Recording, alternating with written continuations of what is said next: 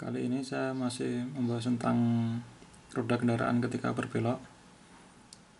Nah, untuk membandingkan constraint behavior ban atau sifat dari ban ketika berbelok. Jadi ketika kita mau membandingkan constraint behavior ban yang berbeda, kita membandingkan sifat belok dari ban yang berbeda, ini bisa kita gunakan sebuah parameter yang disebut dengan constraint stiffness, yaitu C alpha. Nah, constraint stiffness ini didefinisikan sebagai berikut, yaitu C alpha sama dengan dou Fz alpha dibagi dengan dou alpha dengan alpha itu mendekati 0. Artinya adalah slope saat alfanya kecil. Jadi slope dari kurva gaya belok yaitu cornering force atau gaya gesek diturunkan terhadap sudut alfa. Turunan dari kurva ini berarti. Turunan dari cornering force, ini kan cornering force atau gaya geseknya, dibagi dengan alfanya pada posisi alfa itu mendekati 0. Jadi kita lihat cornering stiffness itu adalah ketika sudut slipnya itu mendekati 0. Nah, untuk pemahaman, anggap alfa yang kecilnya, sudut alfa yang kecil itu adalah 1. Berarti kita lihat kurva ini sama seperti kurva yang di video sebelumnya. Berarti kita melihat dari yang alfanya mendekati 0. Ini yang paling kecil adalah 1, berarti kita fokus di alfa 1. Nah, berarti ketika kita anggap bahwa alfa mendekati 0 itu adalah 1 ini, berarti yang dimaksud dengan C alpha atau cornering stiffness C alpha itu adalah slope saat alfanya sama dengan 1. Jadi kita mencari slope-nya ini di alfa sama dengan 1. Kita cari slope-nya ini berarti itu kita sudah menemukan cornering stiffness, salah satu parameter untuk membandingkan kemampuan belok dari suatu ban. Nah, dengan demikian satuannya adalah slope, itu berarti kan yang Y dibagi dengan X, cornering force gaya gesek adalah Newton, Y dibagi X Newton dibagi dengan sumbernya adalah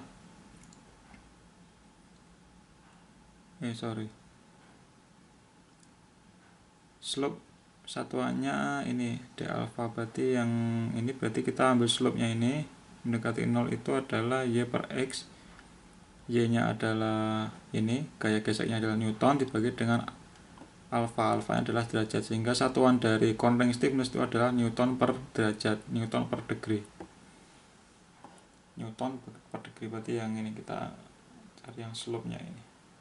Kalau nanti dibandingkan dengan normal load, berarti ya nanti kita hitung slope dari normal load kecil sampai normal load yang besar. Nah, itu adalah arti dari cornering stiffness. Nah, ini ada contohnya seperti apa? Contohnya seperti ini.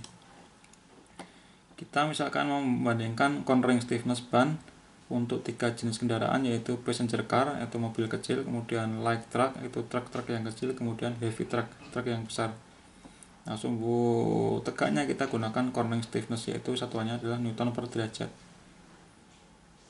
Nah, Newton per derajat berarti artinya itu kita ini dibagi dengan ini maksudnya. Kita variasikan normal loadnya. Berarti kurva cornering stiffness dengan normal load itu sama, artinya kita membuat atau menghitung slope yang 1 derajat ini, atau yang lebih kecil dari 1 derajat kita hitung slope-nya, slope dari setiap titik ini, dari normal load yang kecil sampai normal load yang besar. Nah, itu akan terjadi kurva ini. Ada 3 jenis, passenger car, light truck, dan heavy truck. Nah, kemudian di masing-masing kurva ini ada segitiga yang diberi simbol RL. RL itu artinya rated load ratingnya. Jadi beban normal sesuai dengan bannya, dengan spesifikasi ban. Nah, kita lihat yang passenger car dulu. Passenger car itu tekanannya adalah kira-kira sekitar 2 bar, berarti yang ini ya. Ini kan ukurannya ringnya adalah 14, ukuran peleknya 14, diameternya ini 14 inci, 15 inci, berarti yang 3 ini itu adalah passenger car. Kita anggap passenger car. Kemudian yang 16, 20. Nah, ya passenger car 3 kita anggap ini passenger car tiga-tiganya. Kemudian yang ini ada light truck, yaitu yang 16,5 inci diameter peleknya. Yang heavy truck berarti yang 20 sama 22,5 inci. Jadi 1, 2, 3 ini adalah passenger car, kemudian 1, 2 ini, dan ini adalah light truck, yang ini adalah heavy truck.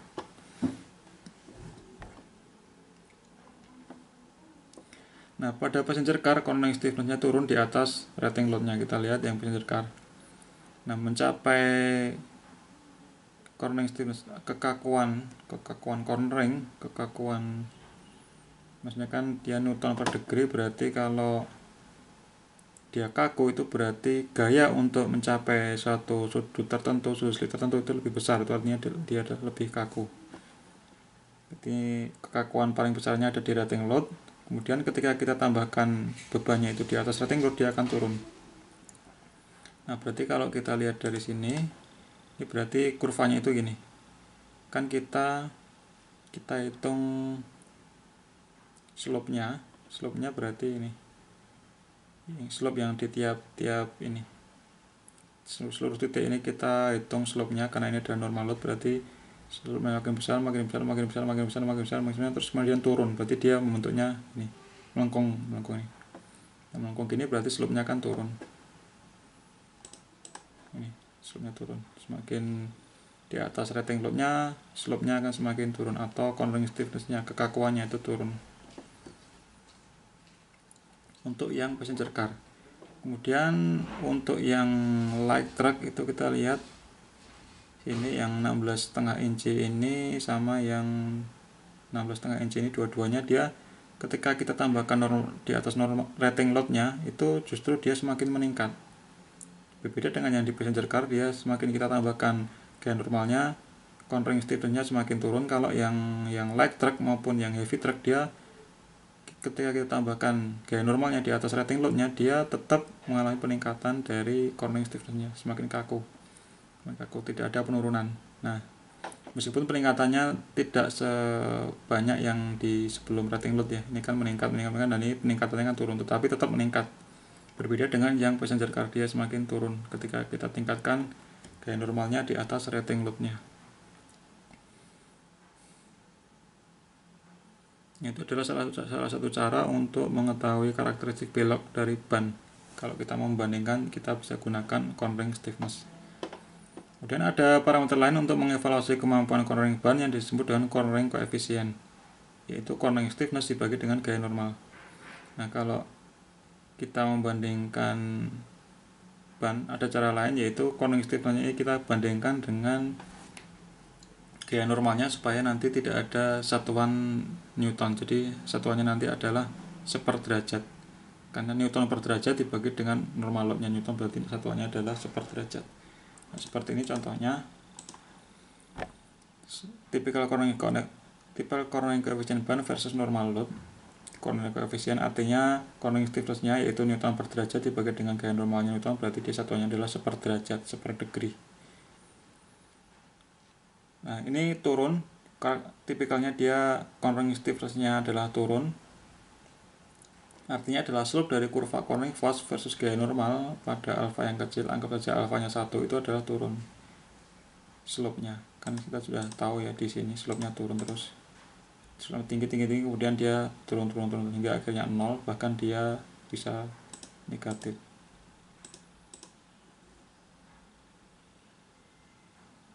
Bisa nggak negatif, tapi tidak ding. Ini kok secara ini dia tidak mengalami penurunan, dia datar ya. Secara tipikalnya dia datar, berarti dia mendekati 0 slope-nya. Sesuai dengan kurva ini ya, dia mendekati 0 cornering coefficient-nya. Maka nilainya turun ketika kita tambahkan normal load ya, sesuai dengan yang saya jelaskan tadi. Slope-nya di alfa yang sangat kecil, anggap aja 1, dia semakin turun kemiringannya. Nah, ini tidak mencapai negatif ya, jadi dia mendekati datar, jadi mendekati 0 slope-nya. Itu cara yang lain lagi. Kemudian kita coba bandingkan cornering coefficient versus tekanan ban. Ini yang sama tadi, cornering coefficient versus tekanan ban. Nah, artinya adalah untuk menghasilkan sudut ini. Arti dari kurva ini kita lihat ada 3 ban yang kita bandingkan, yaitu ban radial yang segitiga ini. Ban radial tentu saja lebih bagus ya cornering coefficient-nya, kekakuan dalam arah lateralnya, arah beloknya dia lebih tinggi dibanding dengan bahan bias maupun bahan bias belted. Nah, jadi semakin tinggi tekanan itu cornering koefisiennya, kekakuan dari ban dalam arah lateral itu lebih tinggi, itu semakin tinggi, semakin tinggi tekanan maka kekakuan dalam arah lateral semakin tinggi. Ini masuk akal ya, sesuai dengan konsep dasar. Nah, artinya adalah untuk menghasilkan sudut slip yang sama, dalam hal ini adalah alfa itu sangat besar, alfa sangat kecil maksudnya, lihat kurva yang alfa sama dengan 1 ini.